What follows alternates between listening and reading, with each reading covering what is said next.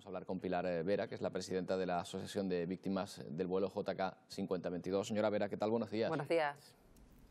Hola, ¿qué tal? Buenos días. Estoy bastante constipada. Pues, estamos aquí en general todos un poco así, ¿eh? Hay que irse recuperando poco a poco de este frío que está haciendo. Señora Vera, la primera cuestión que se nos plantea es si esta sentencia ya cierra la reclamación que hacían ustedes porque se bareme como si fuese una catástrofe aérea como en otros países y no como un accidente de tráfico, o no, todavía queda abierta esa posibilidad. No, bueno, esta es la primera sentencia de una cantidad de ellas que se producirán en los próximos meses y que desde luego nosotros seguimos esperando que un juez, en fin, no se oriente en el baremo de accidentes de tráfico para indemnizar una catástrofe aérea como fue la del accidente de Spanair. Desde luego en esa sentencia el magistrado se queja de no tener otro instrumento a su alcance que el baremo de accidentes de tráfico y al propio tiempo dice que una catástrofe aérea es un hecho puntual, no esporádico, no repetitivo en el tiempo, y realmente la asociación por lo que lucha es por crear un referente donde se respeten los derechos de los pasajeros. El usuario del avión es el único pasajero, a diferencia del tren, del barco o del autobús, que tiene una normativa propia, que son los reglamentos europeos y el Convenio de Montreal. Entonces, nosotros desde el minuto uno lo que estamos pidiendo a los jueces es que si hay un vacío respecto a un instrumento por el que puedan aplicar las correspondientes indemnizaciones, pues que apliquen directamente, como se aplica en Europa, estos reglamentos europeos y el Convenio de Montreal. En cualquier caso, tengo que decir que esta sentencia no es del todo negativa, porque, por ejemplo, Mapfre no reconoce a los hermanos del fallecido como perjudicados y en esta sentencia se reconoce a la hermana del fallecido como perjudicada. También el propio juez, cuando se queja de que no tiene un instrumento orientativo para la reparación integral del daño, está diciendo que acude orientativamente al baremo de accidentes de tráfico más el 50%. En cualquier caso, la lectura que se hace de esta sentencia es que Mapfre con ella ha perdido lo que pretendía con esta familia, que era indemnizarla por un tercio de lo que finalmente el juez ha dicho. Sí, y desde luego tiene sus partes positivas también, porque el juez ha buscado el máximo que podía dentro de ese baremo, el máximo con el que podía indemnizar, y tengo entendido, corrígeme si me equivoco, que es el doble de lo que ofrecía la compañía en un primer momento a esta familia en concreto. El triple, exactamente el triple. El triple de lo que Mapfre le ofrecía a esta familia por su hijo. En cualquier caso, señora Vera, llevan ustedes mucho tiempo luchando para que el caso del avión de Spanair se reconozca o que se bareme, como por ejemplo lo que ocurrió con las víctimas del 11M. Ese es el paralelismo que querrían hacer y que creen que es justo. Mire, vamos a ver. Yo la semana pasada he estado en Montreal, en la OASI, que es la Organización Mundial de Aviación Civil, y por primera vez en la historia de la aviación civil se ha escuchado a las víctimas. Yo en estos momentos estoy ocupando de manera provisional la presidencia del grupo de víctimas y familias de accidentes aéreos.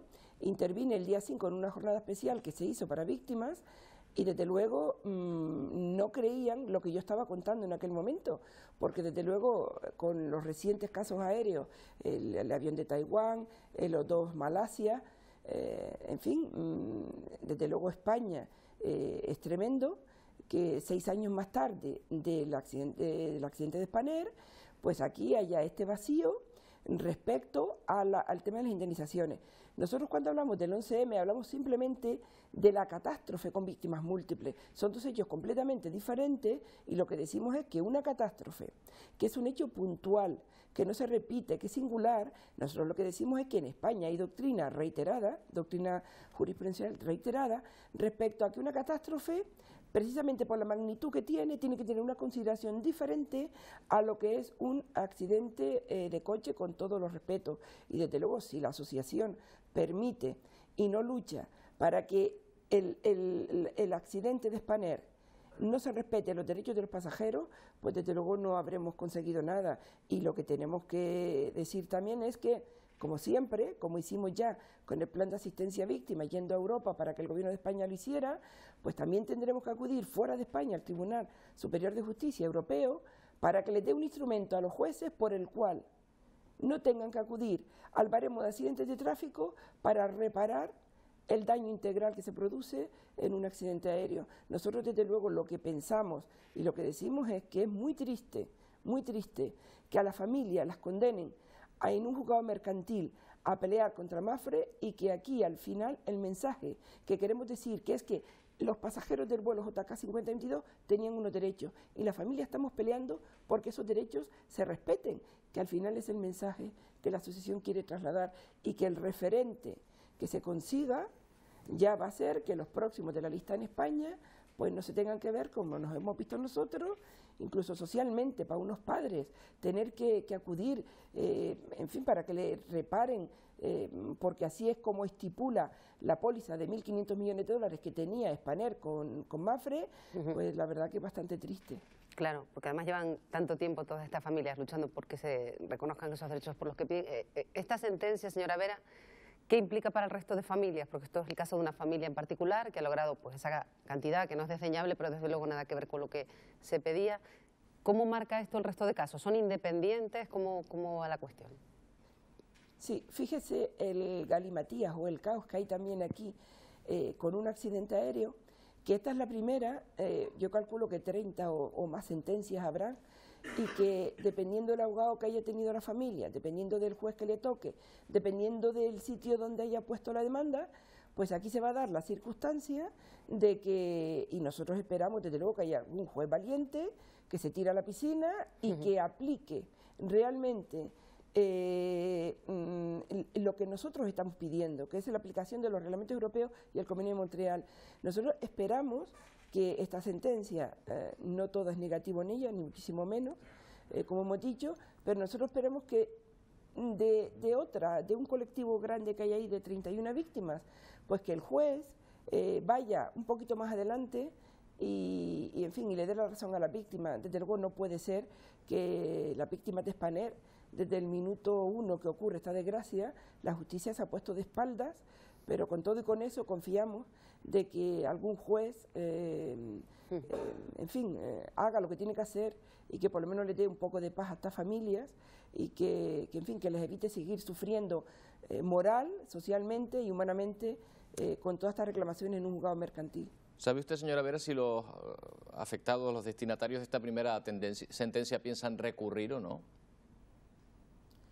Pues mire, estuve hablando la semana pasada con el abogado y en fin, él es de la opinión que es recurrible. De todas maneras, leyendo la sentencia, es tremendo que ahí se citen una serie de cuestiones como que no hay un instrumento para reparar el daño integral que se le produce a la víctima. Dice además que es una catástrofe que no es repetitiva en el tiempo, pero sin embargo no aplica lo que tendría que aplicar a una catástrofe.